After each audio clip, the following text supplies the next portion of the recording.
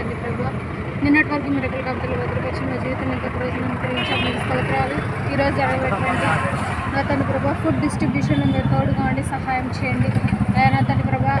సజ్జిద aunty నా తండ్రి అయా ఆంటీ ఫుడ్ ప్రిపేర్ చేసి ప్యాకింగ్ నా తండ్రి ప్రభా సహకరించి ఉన్నారు అయా నా తండ్రి.